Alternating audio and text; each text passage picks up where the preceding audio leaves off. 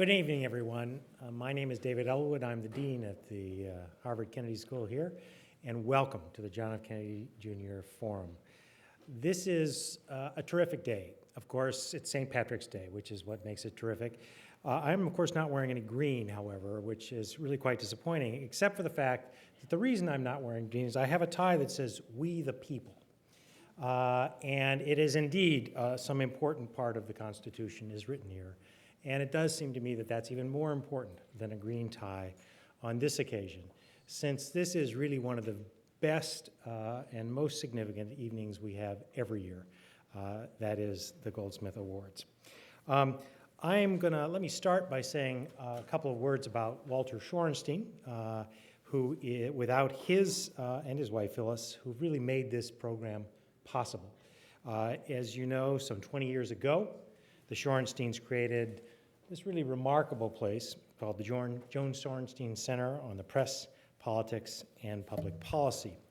And it remains a premier place that promotes serious and probing analyses of the media and of public policy, both in the United States and more globally. And indeed, there's never been a more important time to be thinking of that as we watch newspapers collapse and we watch the nature of media changing rapidly. Many of us are uncertain where that leads. I think many of us are quite concerned where that leads. But it is the generosity, the vision, the insights of a truly great American, Walter Schorenstein, that makes all of that possible. And so we hope to be joined by Walter at some point tonight.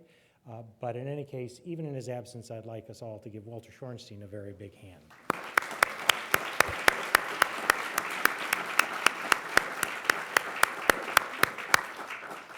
Now, my only other task is to get off the stage quickly after introducing the director of the Schorenstein Center and the Lawrence M. Lombard Lecturer in the Press and Politics, Alex Jones.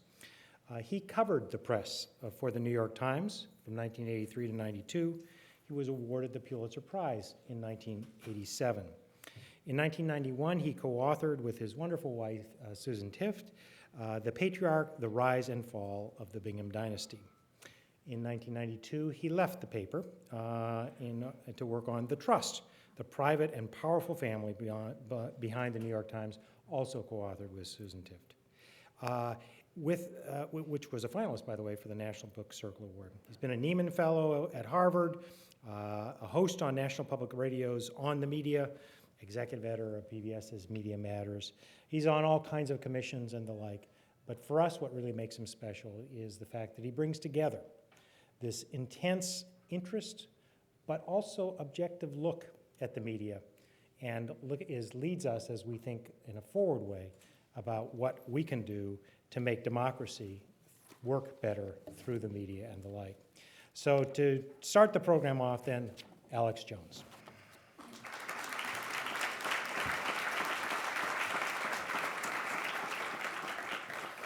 Thank you very much, David.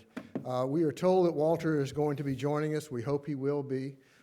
So if you see a man who walks in and he's 94 but sort of looking at the blondes, that's Walter. This is a very happy night for the Schorenstein Center. It always is, every year. This marks the 18th anniversary of the Goldsmith Awards program, and each year we look forward to this night as a high point of the Schorenstein Center, and also, frankly and immodestly perhaps, for American journalism. I want to tell you a little bit about the Goldsmith Prize for Investigative Reporting, because its story is, the story of its creation is worth retelling every year. Bob Greenfield, then a lawyer, a Philadelphia lawyer, had a client named Berta Marks Goldsmith, who had told him of her intent to leave him her entire estate. She did that.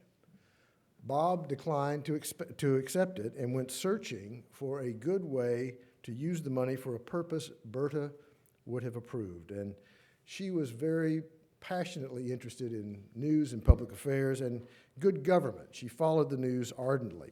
She was particularly outraged at misconduct by people with public responsibility. Eventually, Bob connected with Marvin Kalb, the Schorenstein Center's founding director, and the result was the Goldsmith Awards in political journalism, which include the Investigative reporting prizes, the book prizes, the fellowships, and the Career Award. Thanks to the Greenfield Foundation, of which Bob is the chairman, and the board members, and to his family. I feel that it's very important to call your attention to them. The Greenfield family is most remarkable, and I'm very glad that many of them are here tonight. Mike Greenfield, who serves as a Goldsmith Prize judge, his wife Elaine, Jill Feldman, and Bill and Joni Greenfield. Also here are Barbara and Charles Kahn, who are foundation trustees. Without the Greenfield family's continued support and good faith, this night would not be possible. Could I ask all the members of the Greenfield family and those associated with the Greenfield Foundation to stand so that we can express our thanks.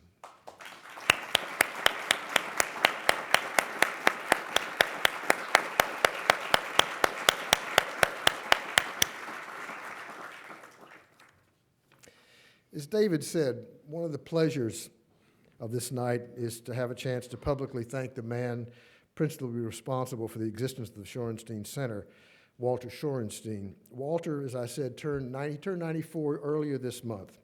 We're now starting to plan a truly huge 100th birthday party. He celebrated his 90th at the Four Seasons in New York. That's the kind of guy he is. Walter made his fortune in real estate by harnessing this bottomless supply of drive and optimism that he has. Is Walter here? We'll bring him so he can hear himself talked about.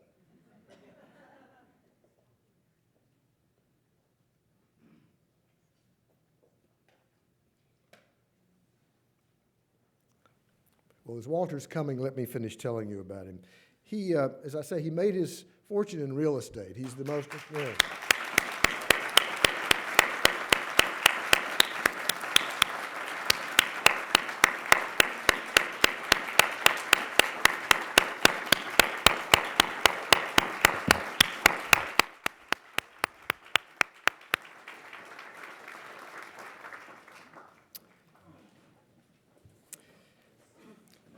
Walter, welcome. He made his fortune in real estate by harnessing this bottomless supply he has of drive and optimism, and these same things, plus an enduring and passionate concern for his country, have marked his life. It was this public spiritedness that led him to endow the Schorenstein Center as a memorial to his daughter Joan, who was a highly respected journalist at CBS who died far too young of breast cancer. I ask, if you will, once again, to join me in wishing Walter happy birthday and welcome.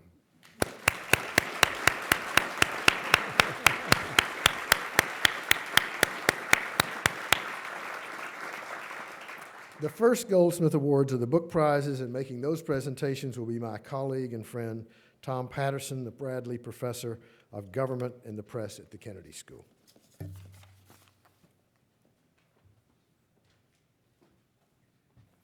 Alex, thank you. 2 Goldsmith book prizes are awarded each year, one for the best book in the field of press politics, that's a trade book, the second for the best academic book. The selections are made by a jury. This year it consisted of Alex Jones, Matt Baum, Marion Just, looking around the room for the characters, and myself.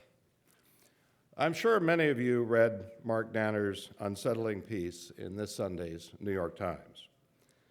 Relying on Red Cross interviews with prisoners at Guantanamo, Danner described the once unthinkable: torture chambers run by U.S. agents acting on the authority of our highest officials. The winner of this year's Goldsmith Book Prize in the trade category, The Dark Side by Jane Mayer, tells the larger story of how the war on terror turned into the war on America's ideals.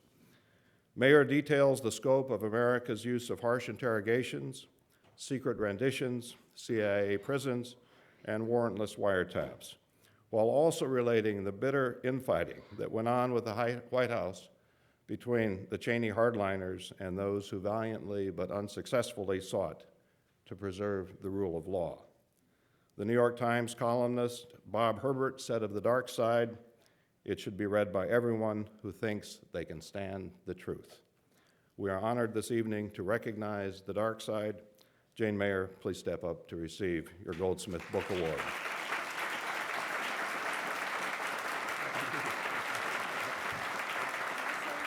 Yeah. No.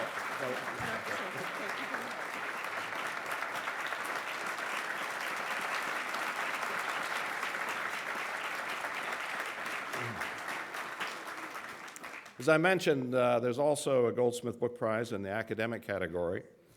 This year's winner examines the public consequences of the changing shape of America's news system. In its heyday, broadcast television news greatly expanded the audience for daily news. Americans were so addicted to television that they would watch most anything. At the dinner hour, that meant watching the evening news, the only programming available at that hour in most media markets. Cable came along and offered people more choices, and then the internet further broadened the selections. Today, if you want news, there's more of it out there than ever before. On the other hand, if you don't want news, well, there's lots of other choices as well. It's that change from a low-choice news environment to a high-choice one that Marcus Pryor examines in his book, Post-Broadcast Democracy.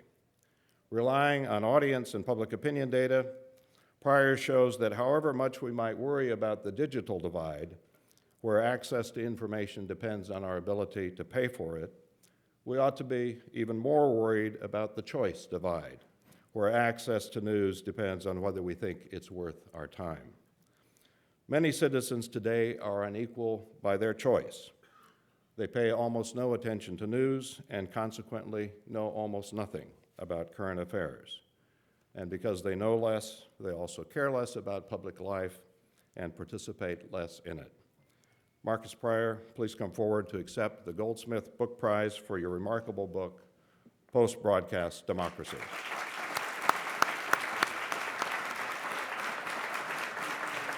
You're welcome.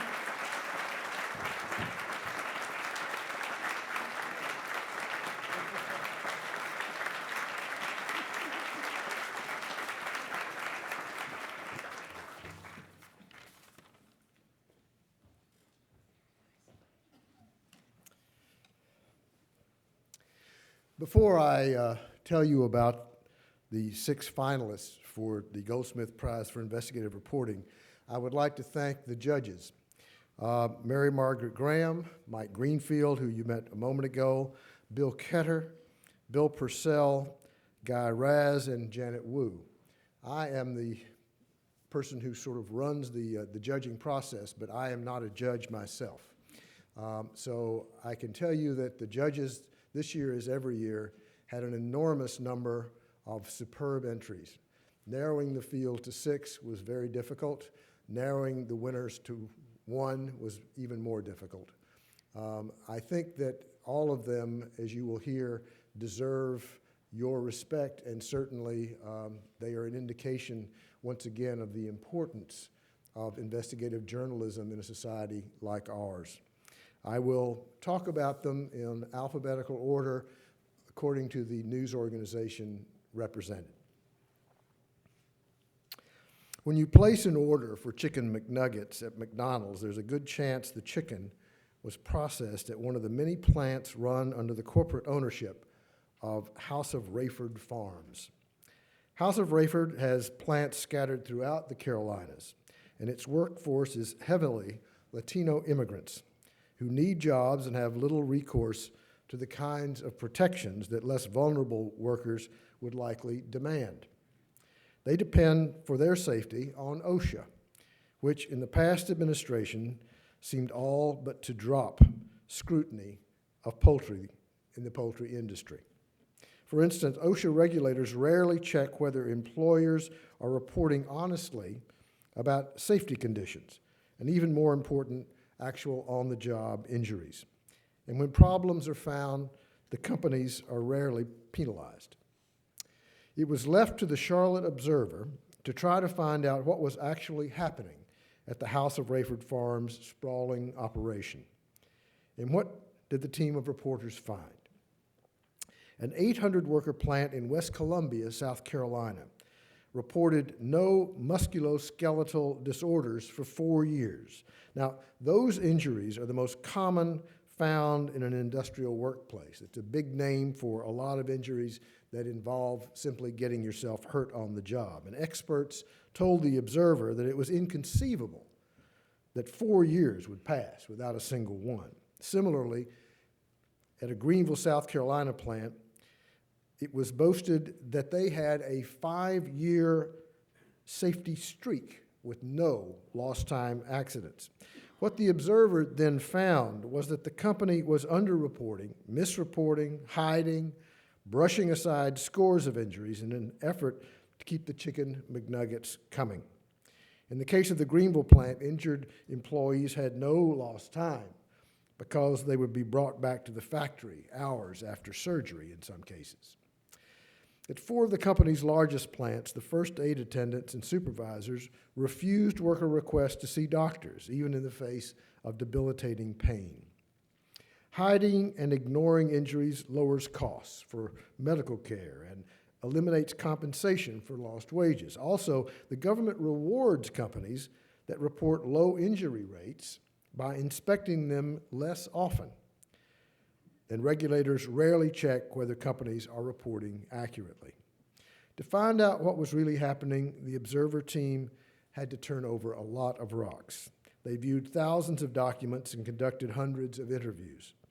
The result was a 6-part series that showed that officials in the poultry industry had ignored or threatened injured workers as they created an illusion of safety, a practice that boosted profits at the cost of jeopardizing the health of thousands of poultry workers. And they showed that government policymakers had allowed it all to happen. One of the aspects of judging the Goldsmith Prize is a measurement of the investigation's impact. Within less than a week of publication, federal lawmakers called for hearings to address the issues. The GAO had begun studying whether regulators are doing enough to crack down on companies hiding workplace injuries, and key lawmakers are now pushing for stronger investigations and stricter punishments.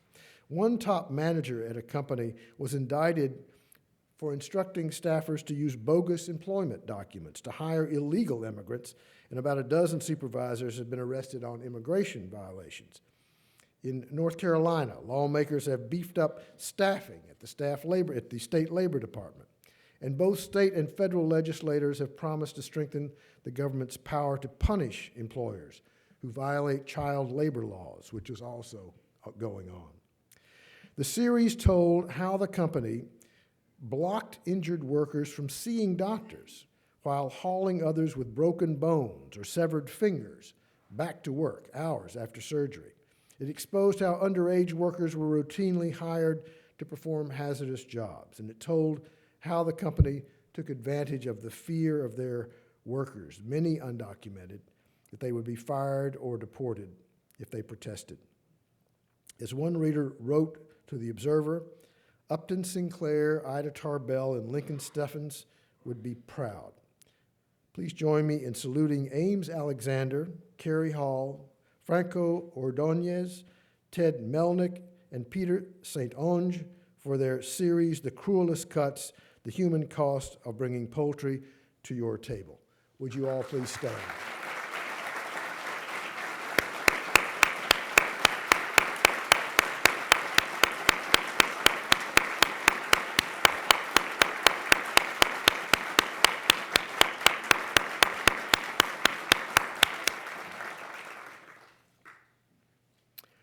In January of 2008, Detroit was rocked by a headline in the Detroit Free Press. Mayor lied under oath. Text messages show. This headline was the result of a painstaking and probably unprecedented weeks-long review and authentication, not of documents, but of 14,000 text messages sent to and from the pager belonging to the mayor's chief of staff.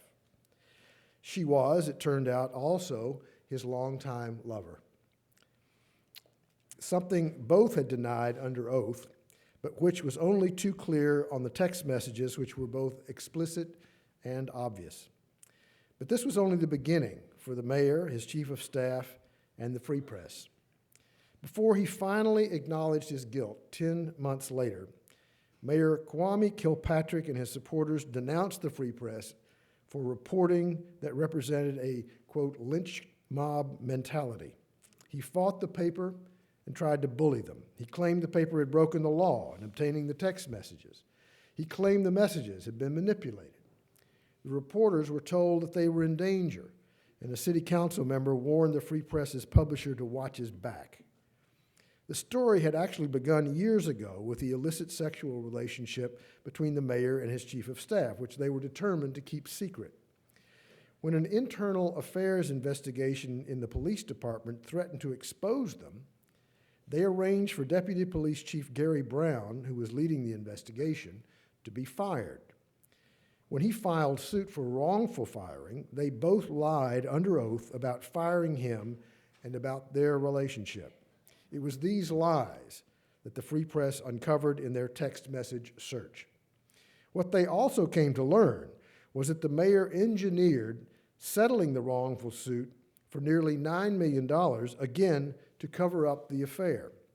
And the Free Press discovered more and more, as they went along, a pattern of cronyism, special treatment, and wholesale abuse of power.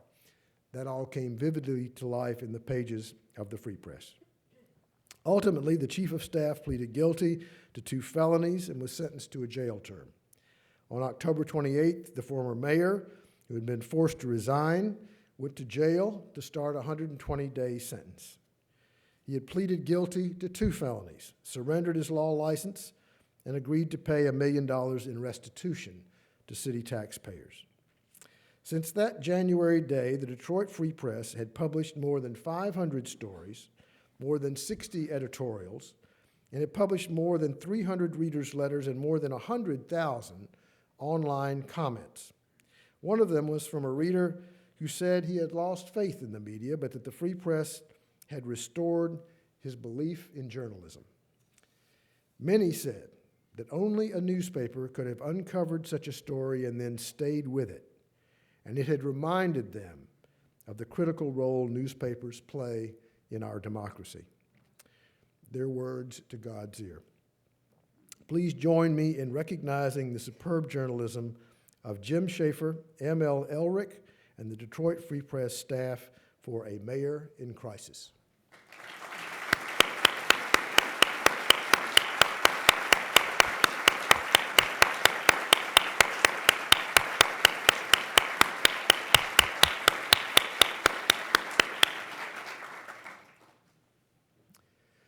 In the wake of 9/11, and especially after the invasion of Iraq, Americans who were worried about the wisdom of the administration's strategy and the conduct of the war looked to the experts for insight. And on television, those experts, for the most part, were retired generals, a whole cadre of them who served the cable and broadcast networks as professional arbiters of what was working and what was not. They assessed the Pentagon's performance. They gave views as to the war's objectives and execution. And for the most part, they told the American public that the Bush administration deserved high marks. What Americans didn't know until after an exhaustive investigation by David Barstow of the New York Times was that these generals were pitchmen in the sense that they had been recruited by the Pentagon. And what they also didn't know is that in many cases, these same retired generals had a financial interest in maintaining support for the war because of their relationships with defense contractors. It was shocking and disheartening in that these senior officers were respected and honorable men, but they had proven to be able to be co-opted, if not corrupted. They were part of a nationwide information campaign orchestrated by the Pentagon. They made the administration's case for war and a long occupation after having been given talking points in high-level Pentagon briefings. Barstow revealed that sometimes these talking points were repeated word for word on TV. And he showed the lucrative financial interests many of the generals had, which benefited from the very policies they were asked to assess. Of course, these conflicts of interest were not disclosed to the public by the generals or the television networks, to their shared shame. When Barstow's first article was published last April, the reaction was immediate. The Pentagon announced that it was suspending this program of trips and briefings for favored analysts. Various government agencies announced investigations, and several presidential candidates condemned the program. The article was instantly linked by hundreds of websites and stayed on the Times' most blogged list for a month. But from one quarter, there was silence. The TV networks. That wasn't terribly surprising. Several had refused to talk to Barstow, and those that did had mostly shown that they either weren't aware or terribly concerned about the conflicts of interest between the analyst's role on television and their stake in military contracting. Nor did they seem terribly bothered that viewers were led to believe that they were getting not propaganda, but unvarnished expert judgment from esteemed war heroes. This piece of investigative reporting was particularly difficult and shows the importance of time to report and legal power that is an accepted cost of business at the old school media like the Times. Ironically, while bloggers denounced the revelations as showing the corruption of mainstream media, they also had to rather sheepishly acknowledge that the information had come through a 2-year shoe-leather investigation by that most mainstream of the mainstream media, the New York Times. It wasn't easy for Barstow. The Pentagon and the networks fought him every inch of the way for access to internal emails and transcripts and other documents. When he saw that material, he understood why. In one case, after a group of retired generals had publicly lambasted the Defense Secretary's wartime performance, the Pentagon mounted an immediate counteroffensive, summoning some of its favored generals to write op-eds of support. A general who was a Fox analyst was preparing an opinion article for the Wall Street Journal, and Barstow, in his reporting, was able to quote verbatim the general's message to the Pentagon. Quote, "Starting to write it now, any input for the article will be much appreciated." The Pentagon quickly forwarded talking points and statistics. In a second article, Barstow focused on General Barry R. McCaffrey, the Gulf War hero and Clinton drug czar, who had been the preeminent master in the interplay of Beltway clout, media celebrity, and military contracting. General McCaffrey was NBC's leading military analyst, but he also ran his own consulting company for military-related businesses and worked for one of the largest contractors in Iraq and Afghanistan. On the air, Barstow wrote, he had consistently advocated wartime policies and spending priorities that are in line with his corporate interests. And yet, for instance, when he promotes on TV and to Congress, and his former senior military comrades, his company's plan to sell 5,000 rehabbed armored vehicles to Iraq, he does not also say that he is being paid to do so. Barstow pointed out that this does not prove the general skewed his commentary. What it does show is that leaving out his self-interest tainted his views, and for this, NBC must also be held accountable. The network's response was, again, silence. But the last time General McCaffrey was on NBC, which was not long ago, he was identified as having a stake in military contracting business. For his work to expose a practice that was both a corruption of government and of journalistic practice, please recognize David Barstow of the New York Times for Message Machine.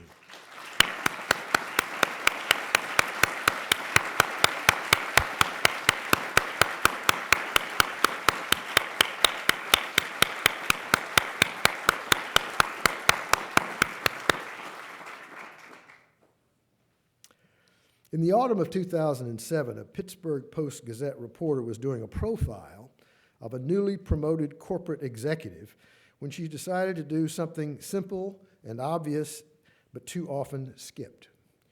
She checked. She placed a call to the University of West Virginia to confirm that Heather Bresch, the daughter of the governor of West Virginia, in fact, had a Master's of Business Administration degree from the university, as Mrs. Bresch had claimed. The answer was that she did not. Then, days later, came a call with the opposite information. Ms. Bresch did have an MBA. The fact that her father, the governor, was a childhood friend of the university's president, and that she herself was the second highest ranking executive at a company that was the biggest donor to the university, was not lost on the reporter. At that point, the Post-Gazette began a difficult and sensitive investigation of just what the hell was going on here. There began a lot of dogged research in university archives, meticulous examination of records, countless interviews, and agonizingly slow source development. But in time, the two reporters on the story pieced together a tale of how a well-connected woman was awarded a degree she didn't earn. This was in the face of stubborn insistence from the university, the company, and Ms. Bresch herself that she had earned the degree a decade earlier. When the Post-Gazette published its findings in December of 2007, detailing phantom grades for phantom courses and courses not taken, the university, the corporation, and Mrs. Bresch responded with angry denials. West Virginia powers, including the state's leading newspaper, charged the out-of-state Post-Gazette with shoddy reporting and suggested that the paper was just a tool of the governor's enemies and had done a terrible injustice to Ms. Bresch. The Post-Gazette responded with more digging, more reporting, Freedom of Information Act requests, telephone and email records, and found there was clear evidence that the university had failed to comply with the law and failed to produce all of the relevant documents as required. So the newspaper sued the university. When the university put together a panel to examine the questions raised through the newspaper's investigation, the Post-Gazette exposed the numerous conflicts of interest among panel members, forcing the university to reconstitute its panel with members from outside the state and outside the orbit of the governor and the university's president. Months later, this independent panel affirmed in every respect and in every detail what the Post-Gazette had reported. It said that the university had made a seriously flawed decision in making up grades for Ms. Bresch out of thin air. Within days, the provost resigned.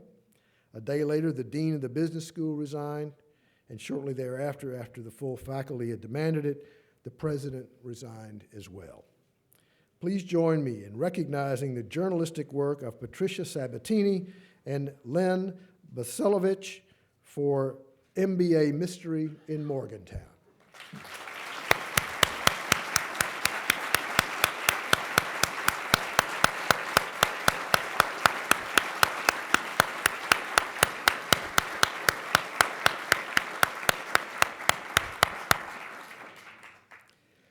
As some of you know, investigative reporting is expensive, and in these economic times, many news organizations have cut their budgets by reducing investigative reporting. This prompted the creation of ProPublica, a not-for-profit news organization focused on investigative reporting and funded by the Sandler Foundation and other benefactors that has made it possible to hire some of the nation's best investigative talent, much of it either unemployed or fearful of being unemployed. This is the first year of ProPublica's life, and I'm glad to say that they have hit the ground running. Abraham Lustgarden came to ProPublica from Fortune magazine, where he focused on the confluence of business and the environment. That background has served him and ProPublica well. Until ProPublica began covering the story, companies drilling for natural gas in the United States enjoyed almost complete freedom from public scrutiny. They were also granted highly unusual exemptions from federal environmental regulations. and the better to speed natural gas to the market. What Lustgarden discovered was that this combination of regulatory fast-tracking and out-of-sight, out-of-mind scrutiny posed a real threat to the safety of the nation's water supplies. In partnership with a range of print and broadcast news organizations, ProPublica has managed to put the brakes on some of the riskier drilling plans, aroused to action the state of New York and state authorities around the country, and raised the prospect of federal legislation that would redress the imbalance between energy and environmental priorities, both of them laudable, but only in the proper balance. The issue's roots go back to 2005, when Congress exempted companies' deep drilling activities from federal law that protects the nation's drinking water and from monitoring by the Environmental Protection Agency. This was at the behest of the Bush administration and Vice President Cheney's Energy Task Force. State regulators also tended to tread lightly, lulled by an EPA report that the drilling process was safe, a report ProPublica's reporting thoroughly discredited. In July, ProPublica broke a story in the Albany Times-Union and on WNYC, New York City's public radio station, that Governor David Paterson was preparing to allow extensive drilling for natural gas on millions of acres of land surrounding New York City's reservoirs. State officials assured legislators that there had never been one instance of drinking water contamination from the kind of drilling that was planned, in which a mixture of sand, water, and chemicals are forced into rock that contains bubbles of natural gas. In fact, ProPublica reported, New Mexico and Colorado officials had already identified more than 1,000 incidents in which toxic chemicals from waste pits near wells had apparently leached into groundwater. New York officials had no plan for how to handle the millions of gallons of hazardous fluid that would be produced by the drilling. In fact, it was only after ProPublica's report that officials even asked the drilling companies what chemicals they planned to use. Governor Paterson announced that drilling would not go forward until there was every assurance that it was safe. He ordered hearings to be held across the state to re-examine the 16-year-old environmental impact statement. In November, ProPublica had a lengthy article detailing contamination cases across 7 states. They showed that cancer-causing substances had started to appear in drinking water wells. People were getting sick near drilling sites, and the gas companies were settling with them for millions of dollars. This was out west. Then in December, ProPublica teamed with the San Diego Union Tribune to take a close look at the Colorado River, which serves as a source of water for Los Angeles and San Diego. Drilling near the river was planned. Again, ProPublica pointed out the dangers, and reaction was swift. Members of Congress from Colorado and New York jointly proposed legislation that would end the exemption from the Safe Drinking Water Act. Editorials began appearing demanding disclosure of what went into the drilling chemicals, which drilling companies considered a trade secret. The impact is still unfolding, but in only a few months, Abraham Lustgarden's reporting prompted an extraordinary reassessment of an industry that had been scarcely covered. Please join me in saluting Abraham Lustgarden and welcoming ProPublica to the first rank of investigative journalism.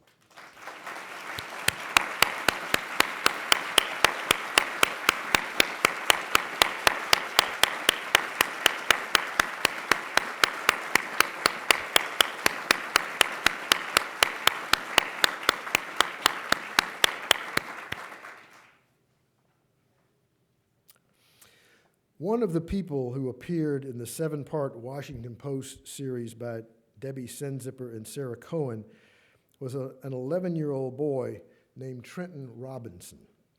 He was huddled under a heap of blankets when they found him on a dingy corner of southeast Washington, poorest part of Washington.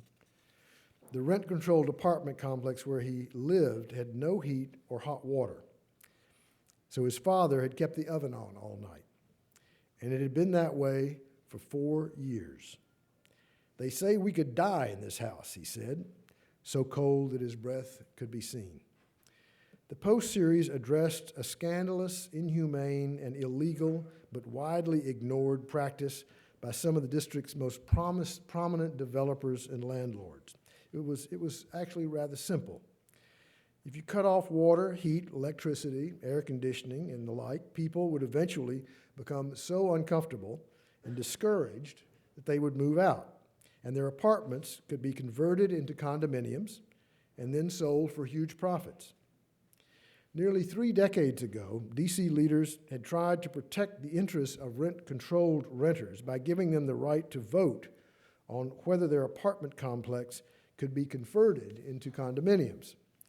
It was a strong law, but the Post series showed how dozens of landlords had thwarted it by driving tenants out. So they left voluntarily, and they accomplished this by refusing to do repairs or refusing to provide heat, hot water, or electricity. When the now empty buildings were converted to condos, the landlord quickly racked up more than $300 million in sales that they tracked. The people forced out were poor and generally had no one to help them. The Post investigation found that the buildings had racked up 3,000 housing code violations, including leaks, broken stoves and toilets, splintered floors, and cracked walls. In nearly 40 cases, buildings had no heat, electricity, hot water, or air conditioning. In 3 cases, tenants literally had no place to bathe. At Trenton's building, where raw sewage teeming with maggots covered the basement floor, the owner told the Post, "I want it vacant. If I didn't have tenants, then I could sell it." Despite thousands of complaints, the city delayed building inspections and failed to collect fines against negligent landlords, including several with prominent ties in the region. One was a member of a local banking family. 2 were in business with a high-ranking member of the Clinton administration. To report the stories, Sinzipper and Cohen analyzed 128,000 housing code violation reports, 1,000 court cases, and hundreds of government records obtained through more than 50 Freedom of Information Act requests. They obtained confidential emails and corporate operating statements. They tracked down the owners of troubled properties, many of whom had shrouded their identities behind a web of limited liability companies. The work was complicated by conflicting and haphazard city records, forcing the reporters to sift through thousands of original documents dating back a decade to provide the first detailed accounting of the city's failure to track down negligent landlords. And Sinzipper and Cohen spent months canvassing dark, dirty buildings, talking to tenants, who included a mother forced to pour paint thinner around her daughter's bed to keep the bugs away, and a father who could no longer use his kitchen because it reeked of rat urine. The impact of the series: 2 weeks after the first stories were published, the City Council repealed the loophole in the law that the landlords had exploited. The D.C. Attorney General sued landlords at 23 of the most neglected buildings, forcing the correction of more than 1,000 housing code violations. The mayor fired 16 housing inspectors, half the city's inspection force, and created new policies to conduct quicker investigations of unsafe buildings. In December, 8 members of the City Council introduced a new Tenant Protection Act, which would force the city to use its repair fund at neglected buildings instead of, as had been the practice, using the funds to rehab privately owned single-family homes, some valued at $500,000, another revelation by Sinzipper and Cohen. The new Tenant Protection Act would also make it easier for tenants to sue landlords for code violations. The people helped by this intense, expensive investigative effort were among the city's most powerless, which is something I think it is very important to bear in mind. Please join me in recognizing the work on their behalf of Debbie Sinzipper, Sarah Cohen, and the Washington Post.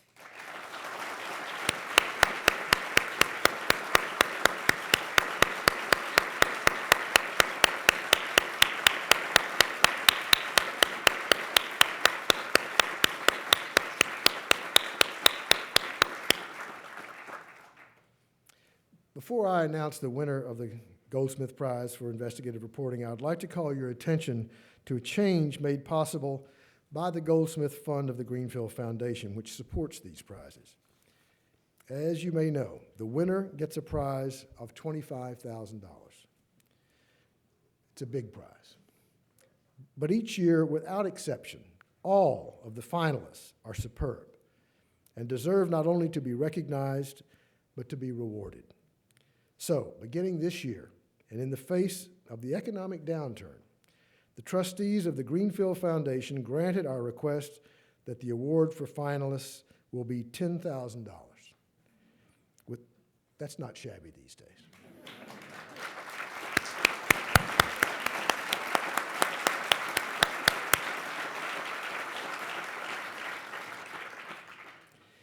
And now, before I announce the winner, I would like to ask all the finalists to stand once again, and I ask you to join me in showing our appreciation and our admiration.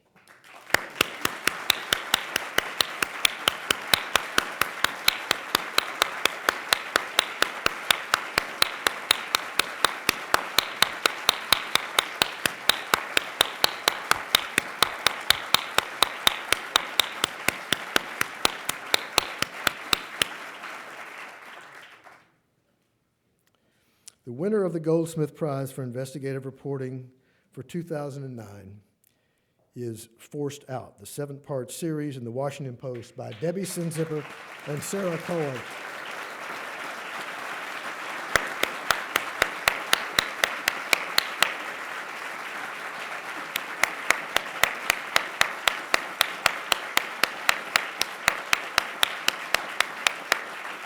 You have to come get it.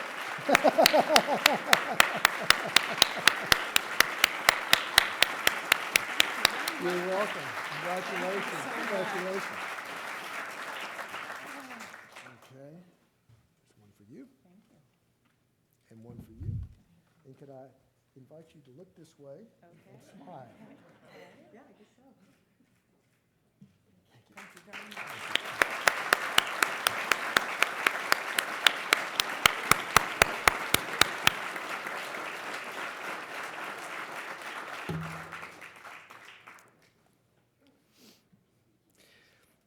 10 years ago, Gwen Ifill became the moderator of Washington Week, the signature PBS weekend program in which a gathering of Washington journalists surround a table and talk about what's been happening in the nation's capital.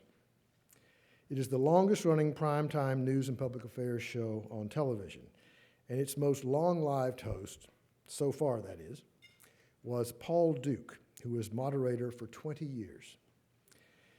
Do any of you remember that Washington Week, as it was called then, Washington Week in Review? I hate to say it, but it was a group of old newspaper guys who all together suggested one word to me: gray. And I say that now knowing that that's not an insult. And that was the message. Washington coverage is done by old white guys, and they are the only ones who really know what's going on.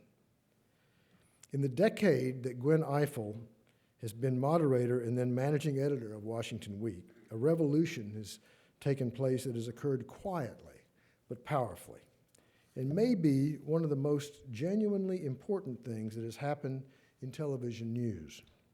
Now, week after week, if you tune in Washington Week, you may see some old white guys, they're there, but you may well see, for instance, a show that is all African Americans, or all women, or all young people, or usually a mixture of all of the above. Gwen Ifill has done something that many would have said was as unlikely as an African American being elected president. She has made diversity, genuine diversity, normal. Not something to point to or make a big deal about. She has made it normal for all kinds of people who are smart and speak with authority to appear on the longest-running primetime news and public affairs program on television. That is a remarkable achievement, and it has been done with an engaging smile, a low-key good humor, and while creating the genuine impression that she was enjoying herself. But there is steel there, too. Gwen Eifel's extraordinary classiness came home to me most powerfully when I saw her on Meet the Press with Tim Russert calmly and without raising her voice, devastatingly call him out. Call out David Brooks, who was also at the table, and call out the many other A-list journalists who routinely went on Don Imus's show. This was in the immediate wake of the notorious episode in 2007 in which Don Imus finally went so far that he couldn't get back. You may recall that he referred to the Rutgers University girls basketball team, whose members were African American, and the night before had lost in the NCAA women's basketball final. He called them what everyone agreed was an outrageous racial insult.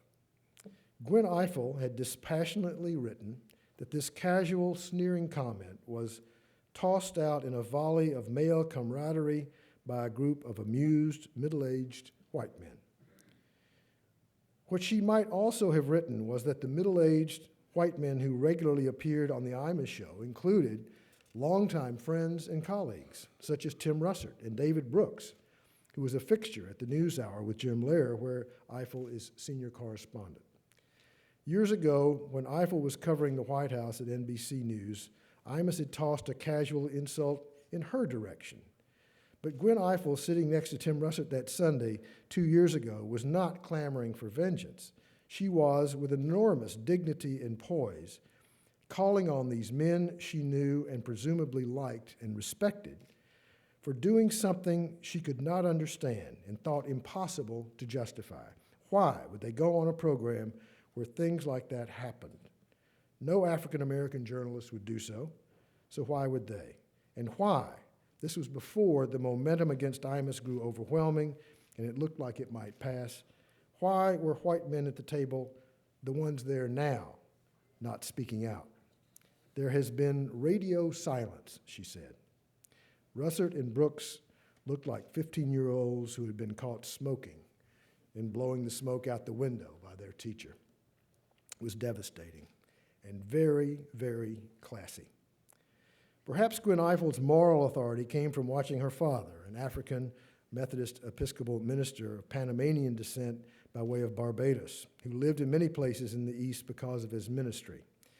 As a result, Gwen was born in New York City but lived in church parsonages and other places all over the Northeast. She graduated with a BA in communications from Simmons College in Boston and was headed toward a career in newspapers, her first love.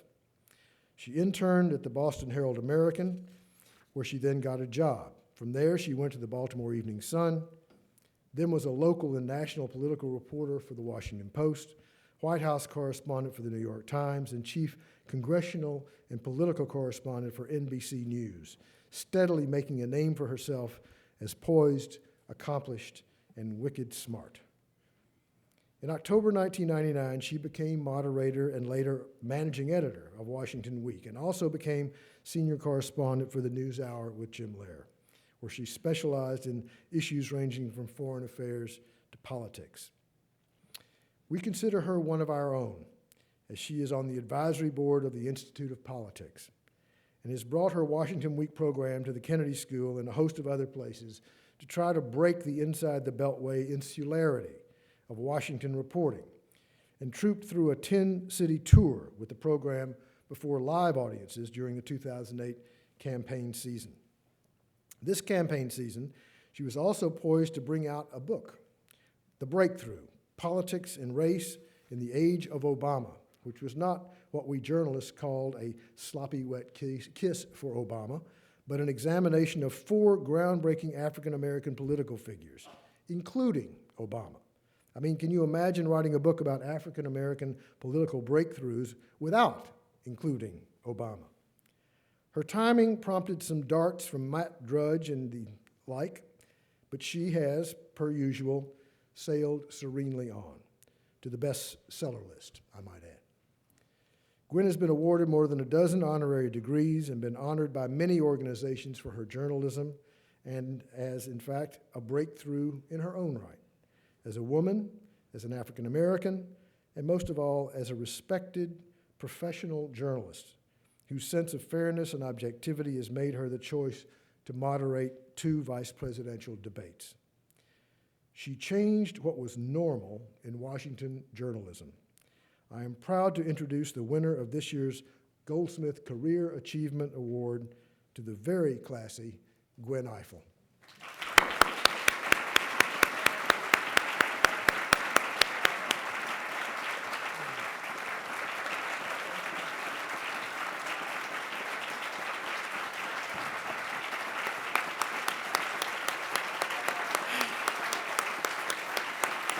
Thank you.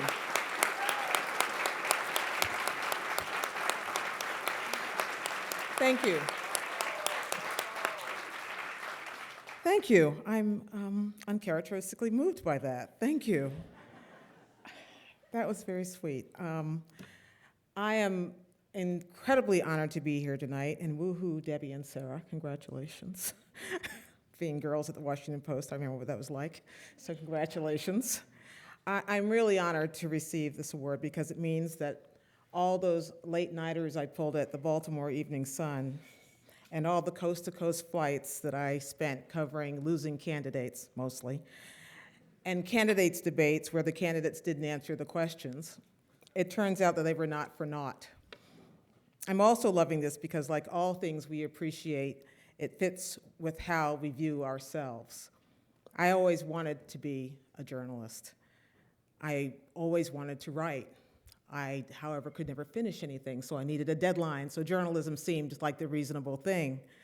I like the idea of sitting on the front row. I like the idea of forcing questions to be answered. It took me decades to realize that people didn't always have to answer them the first time. And when I finally reached the pinnacle of my craft, or after all these years of working all these places you heard about, it turns out that instead of becoming Mary McGrory, I had become Queen Latifah.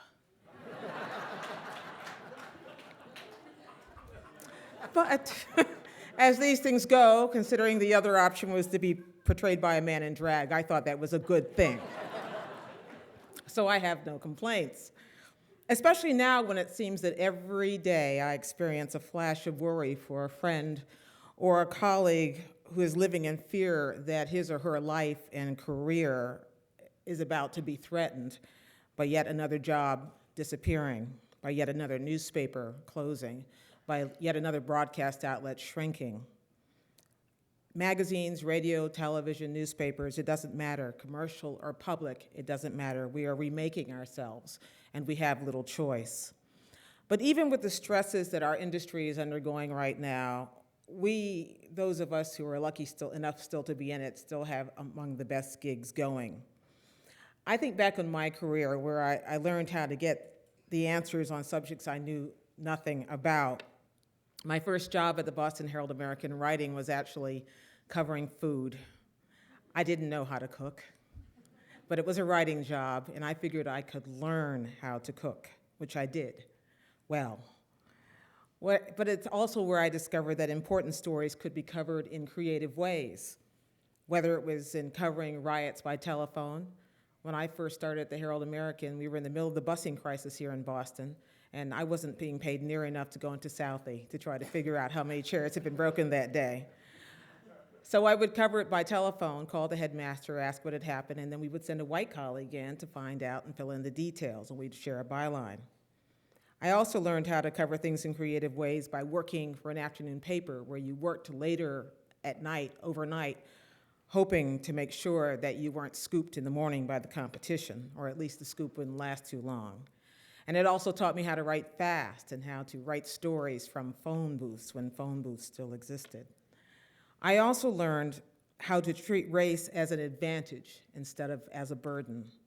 It meant I saw things other reporters didn't see, talked to people other reporters wouldn't talk to, and told the stories that others could not.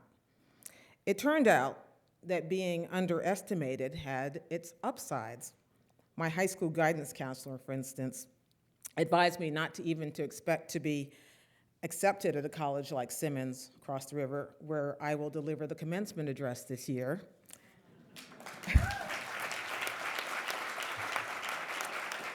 For some reason, he never even brought up Harvard. I don't. But ignoring him and ignoring a lifetime full of people like him, my brother calls them the Mr. McDuffies after our fine guidance counselor. And now ignoring the Mr. McDuffies of the world allowed me to push ahead even when there was no one who expected all that much of me. My brother ignored Mr. McDuffie too, by the way, and he has degrees from Dartmouth and Yale now. Now, little did I know that Mr. McDuffie was doing me a favor. He was teaching me how much extra credit you can get for exceeding expectation, especially if the expectations are low and you know it. As a journalist, I suppose I became drawn to stories about people who beat expectations. Bill Clinton was an obscure Southern governor from a small state when I began covering his presidential campaign in 1991. Most people do not want to say so now, they won't admit it, but he wasn't supposed to win. The expectations for him were very low. Jesse Jackson was a Martin Luther King acolyte, largely dismissed as a civil rights loudmouth and opportunist the first time he ran for president in 1984.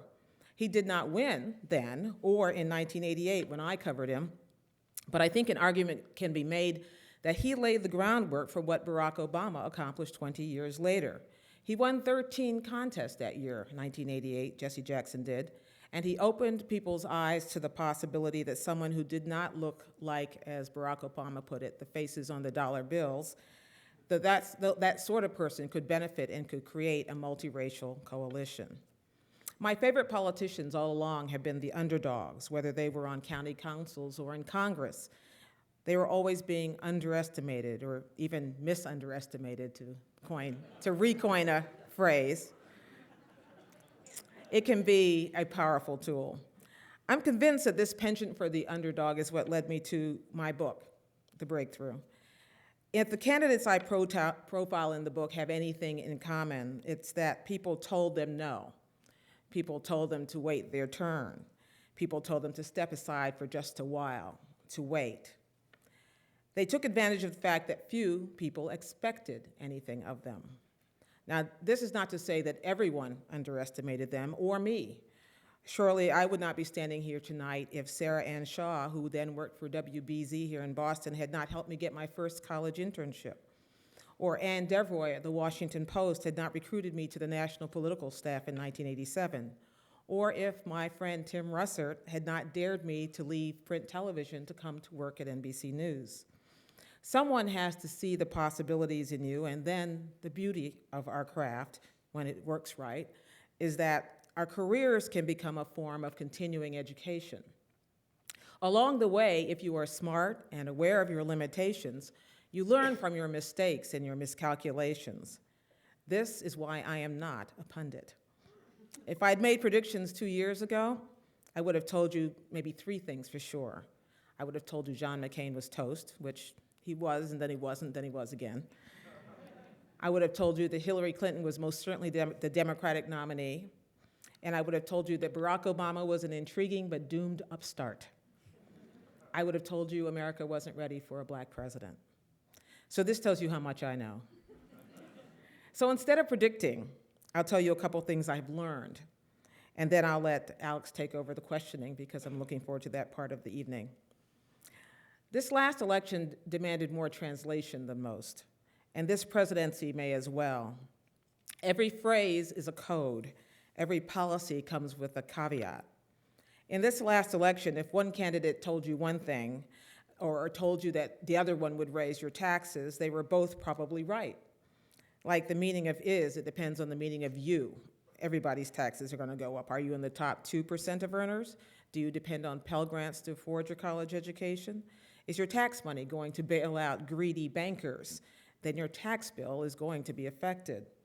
Here's another thing. Anyone who tells you that someone else is playing the race or gender card probably is playing it themselves. This does not mean they are incorrect, and it does not mean the card is a dirty one. Perhaps it is now possible to talk about the politics of difference without having a venal purpose. Perhaps not, but I get the feeling we're going to see fairly soon. And perhaps it's also the time for folks who swore that young people weren't going to vote last year to admit that they were wrong. Because the most important breakthrough last year, I think, was generational, not racial. And the optimism that comes with youth may be what saves this presidency and this nation from being dragged into what increasingly looks like an abyss. The economy, the healthcare crisis, the jobs crisis, the credit crunch, 2 wars. Altogether, it could be enough to sink us all. But being a journalist has taught me the difference between skepticism and cynicism, and how to recognize when it is a virtue to have a little of both. I'm skeptical about almost everything. I'm cynical about almost nothing. Being skeptical means you always have questions, which is what journalists have to have. It means that there's always a possibility of a different answer. Being cynical means you've decided it's over. The questions have been answered and you have no more. That's not what journalists do. Being skeptical and being a journalist has taught me that the best lessons are not necessarily learned from the people with the most power or the loftiest titles, but sometimes just by keeping your ears, your eyes open, maybe reading 158,000 documents, and then writing it all down. Talking to people who are not the usual suspects. On Inauguration Day, I got the chance to remember why I work for public broadcasting. I went down on the mall, and my job was to do a story for that night's news hour about what people were saying. So it was, I went down there, not up in the little skybox somewhere watching the parade, but down with the people, the freezing cold people. And I went around with my microphone and my cameraman asking that most prescient and penetrating of journalistic questions. So how do you feel? This was one of those days where you actually got good answers to that question, however. And I, along the way, encountered a woman from Oklahoma named Eugenia Pete. Eugenia Pete was standing a few feet from me during the oath of office, and she was wearing kind of a leopard print hat and gloves and, looking warm. And at one point, I looked over to her during the oath, and she fell to her knees and began sobbing. My cameraman and I looked at each other and went. So I went over to her, tapped her on the shoulder, and asked her the fabulous question, how do you feel? And she smiled, and she said, well, I've been crying all day. And I said, well, you're still crying. And she said, yes, I am. First, I started crying because I was cold. And then I began to cry. And she stopped, and she put her hand on her chest, and she said, I began to cry because I have a little son. And my little son no longer has to be just a rapper or an athlete. He can be all of these things. The ceiling is off. The sky is the limit. By the time she was done speaking, and we put that on the air that night, it ran for 55 seconds. If I'd been working for NBC News, that would have run for maybe 8 seconds tops. This woman's voice wouldn't have been heard, someone you would have never heard from. No one ever knocks on her door. No one ever asks her how she feels. And yet she managed to capture the words and the feeling of 1 million people on the mall that day. And I had a chance to have her tell her entire story, which is why I work for public broadcasting. I got to tell the whole story. But in the end, the essence of the reporter's craft is to learn all you can about something, honestly, you never previously cared about. And then to find a way to make it accessible to everyone who bothers to read you or listen to you. That's what I get to do every night on the NewsHour and every Friday on Washington Week. I do love public broadcasting, but I am not on a high horse about it. I'm not one of those who believes that television journalism is necessarily going to hell in a handbasket because Jon Stewart gets to ask the questions, and he gets to answer them too, it seems. It's important to remember the difference between what he does and what we do. But as long as people are asking questions, journalism will still be vital. As long as press freedom in China and Zimbabwe and Colombia remains under attack, journalism will still be vital. And as long as elections stay as crazy as this one just passed and the ramifications become so consequential, we, some of us, most of us, I hope, will always be fully, gainfully, and essentially employed. Thank you for this honor. I look forward to your questions.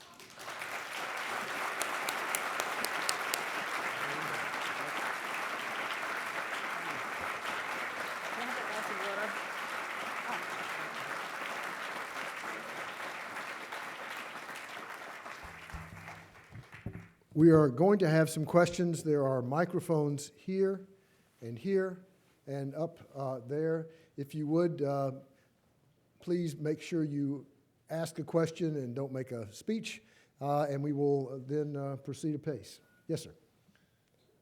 For Gwen Eiffel, in your career, you have received at least 2 First Amendment awards that I'm aware of. Can you tell me what it is that you've done to justify receiving First Amendment awards? That, to me, suggests something heroic. You put your life on the line. You do something extraordinary. You have many peers, which to me seems to have done much the same as you have done, not gotten these such awards. So tell us what you've done that would qualify. And along with that, since you are associated with the First Amendment, are you absolutely opposed to the attempts by Democrats and liberals and others to impose this ridiculous so-called fairness doctrine on right-wing talk radio? Okay, we got you. We're old friends, he and I. He comes and visits me whenever I'm in Boston. Good to see you again. I'll give you the same answer I gave you last time. I don't know. I don't have an answer. I'd rather get to another question. Yes, sir. Shaloha. My name is Ari Cole, and I'm an alum of the Kennedy School from class of 2008. I like to say, when I've watched you for many, many years on television, you're such a pleasure. You're such a personality. God bless you. A different kind of stalker, huh?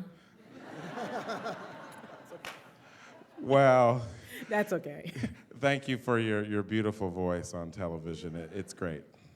My question has to do with public service. What type of leaders do you interview that really seem to come from the heart space? Where do they come from? What's their strength versus the ones that aren't making it? You know, I have to say I'm I'm an odd one. I like politicians. I do. I have the vast majority of the elected officials I've interviewed in my career have been people who got into it because they want to serve the public, because they want to represent their communities, because they want to make things better. And every now and then there are just enough rogues to get arrested and keep us all interested. But most of them, the vast majority of them, are people who are engaged. The best part about this book for me was that I got to meet all kinds of people I'd never heard of before. Someone would tell me about somebody else, and that person would tell me about somebody else. And they had so much more in common than they had that was different. But the one thing they had in common was they didn't want to seek public office just for the power of it. They wanted to seek it because they thought there was another way that they could do what their parents had done and in a different time. And I find that constantly and always very enlightening and helpful. And I hate it when people break the bond of trust and then we take them down. But the ones who don't, we are very happy and we believe they're the majority. At least I do. Thank you. Yes, sir. Hi, my name is Tarun Singh. I'm a junior at the college. First of all, I'd like to say thank you and congratulations on your award. Thank you. Seeing the reporters here today, it's really encouraging to see that investigative journalism still exists. But then the question still remains, you brought this up towards the end of your speech, but why does it take someone like a comedian, like Jon Stewart, to seriously probe at some of these networks and seriously probe at CNN and CNBC and get them to ask the tough questions, which a lot of the reporters in this room have done? Why isn't that more of a commonplace in the cable news networks? Well, there are so many things I could say that could get me in trouble. Let me back up. As I was watching Alex read the descriptions of the work that was done here tonight, that was nominated tonight, I thought to myself, someone should send Jon Stewart this list of work. When I say that the bulk of politicians are the ones doing the good, hard work, that's also the same with the bulk of journalists. It's really a lot easier to sit on television and yell at someone for having not done it than it is to understand what it takes to spend years reading through documents, cultivating sources, peeling back onions, not accepting, that's not true for an answer like the folks at the Detroit Free Press did. There's a lot more of that kind of work being done. I know because I read it, and I know because I judge contests like this. And it's a lot more spectacular and a lot more entertaining to have a comedian interrogate someone about a failing, which is a clear failing. But I don't think it represents, by and large, the bulk of the really hard work that's being done when there are no television cameras on, when the lights aren't rolling. My fear is that people will get they will so much buy into the notion that no good work is being done, they will forget about all the good work that is being done, which is why awards like this are important. Thank you. Hi, this is a little tall. My name's Carrie Sheffield. I'm a MPP student here at the Kennedy School. And my question, you mentioned in your address that you appreciate working for public television because it allows you to interview people in depth and cover stories that aren't covered necessarily on the mainstream commercial networks. My question is regarding newspapers.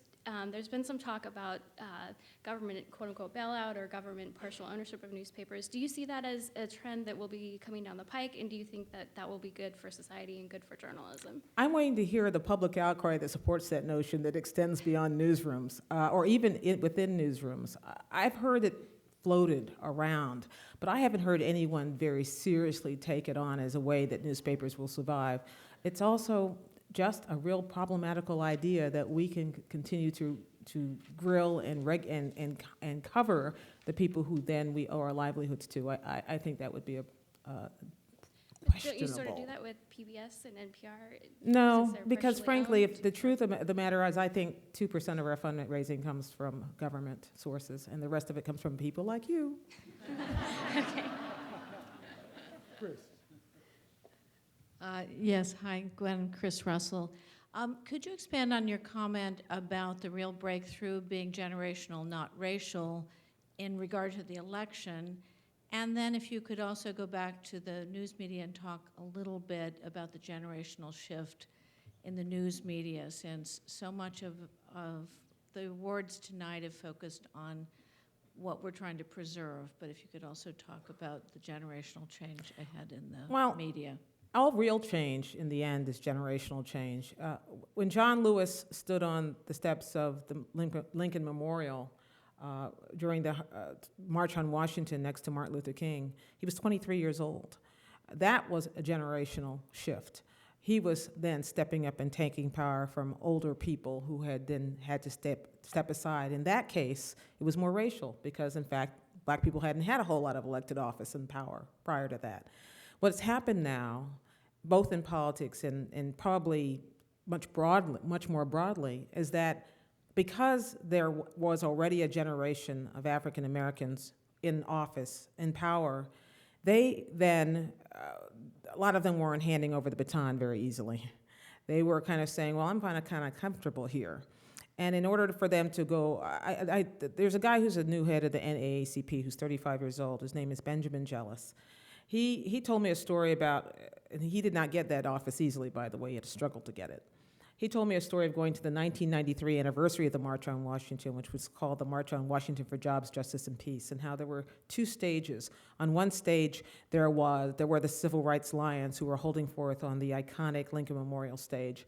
On the other stage, which was the Washington Monument stage, he called it the kiddie stage, because that's where all the younger people were relegated. And they were a little annoyed about it. And he remembered asking Julian Bond, why was this? And Julian Bond looked him in the eye and said, if I have power that you perceive that you want, then it is your job to snatch it from me. And so that snatching is what's happening. It's happening generationally as much as racially. It's not a first that these black folks are in office. It is, however, first that younger people of all kinds of races are not only getting involved in getting elected, but also in getting people elected. I was struck looking at the people who were nominated for these awards tonight. I don't know whether it's an energy thing or not, but we had a lot of young faces of people doing the best work in journalism. That's also our future. What is also our future is that we can no longer do it the way that we've always done it. I would love to go back to the way I imagined the romance of newspapers in 1977. Of course, by working for the Herald American, it was like working in 1952, because we still had typewriters and things. But I know that we're not going back there, and the survival for my industry and the survival for anybody who really wants to do this kind of work is to find multi-platform ways of doing it. And so everybody's figuring that out, but in the end, that's our salvation, I think. Yes, sir. Thank you. I'm Sam Sanders, a second-year student here at the Kennedy School, and your book profiles all male politicians, and I wanted to kind of hear your thoughts on what you think of the, future of, black politics is, seeing this preponderance of male faces. Yeah, that's a good question, huh? I realized that my 4 major profiles were going to be about men, and so I went on a hunt. I decided, I'm a woman, I'm going to find me some women. So I went out looking, and I found some. I found the mayor of Atlanta, Shirley Franklin. I found a woman who's a district attorney in San Francisco, whose name is Kamala Harris, who's now running for Attorney General of the state of California. Speaker Pro Tem of the Louisiana House, Karen Carter Peterson, who was here at the Kennedy School for a while. I found a lot of women. But I found it interesting, the mayor of Baltimore. I found a lot of interest in Diane Wilkerson, who unfortunately, between the time I wrote the book and the time it came out, things happened. But hey, indictments happen, these are politicians. But I discovered that there were a lot fewer women at that same level of breakthrough as the men. And I set out to find out. I talked to all these women's groups whose job was to recruit women candidates and ask them why.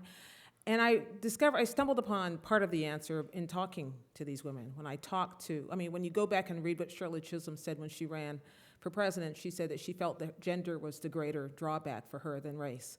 When I went back and talked to Shirley Franklin, the mayor of Atlanta, she didn't become mayor, even though she'd been the right-hand, person for two previous mayors. She didn't become a mayor until she was over 60 years old. And when I asked her why, she said, well, I didn't think I could do it. Women were not stepping out there and taking it and snatching it when we were more likely also to be raising their families and making those choices. Nancy Pelosi didn't become Speaker of the House till she was a grandmother. So we're not quite there yet. I'm pretty convinced that there's another generation of breakthrough coming along that will have more female faces, but we have to deal with some more fundamental societal issues before that becomes widespread. One last question here. Howard Zucker, one of the IOP fellows from this year. My question, congratulations on your award. Thank you. My question is, if you were to sit down with a foreign dignitary or a foreign leader in a country where there isn't freedom of the press, what argument would you make, specifically what example would you use to show them that freedom of the press would be in the best interest of their country? It's an argument we try to make. I'm on the board of the Committee to Protect Journalists, and it's actually an argument we make probably on a monthly basis with leaders from countries all around the world who don't mind imprisoning people. They don't much listen to our, as carefully as you would like to think, to our arguments, especially certain countries like Zimbabwe and even in China, which has the highest rate for imprisoning journalists around the world. But it's the same argument that you make here. It's no different. The problem is when you're making it to someone who doesn't believe in democracy, there is less of an argument to be, it's less convincing to tell someone that being challenged is a healthy thing. It's less convincing to tell them that shutting down printing presses is not the solution for criticism. But it doesn't mean that you don't stop and that you don't push and that you don't advocate. And in the case of CPJ, embarrass and expose and shine a light on the mistakes that are made and the choices that are made and the limitations that are imposed. A lot of this can only survive in darkness when no one is paying attention. So we root around and we find and shed as much light on it as we can. And it's not so much convincing the tyrants to let a free press bloom and blossom. It's a way of making them feel the pressure from around the world that they are out of step. Sometimes it even works. Thank you.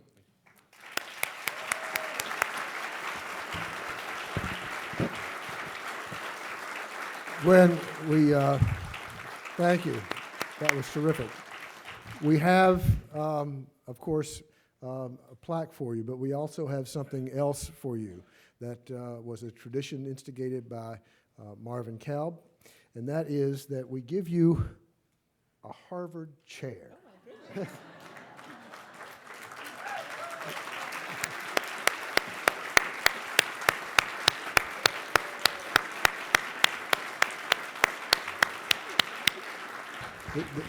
The good thing is that for this particular Harvard chair, it does not require, the approval of the faculty or the president of the university.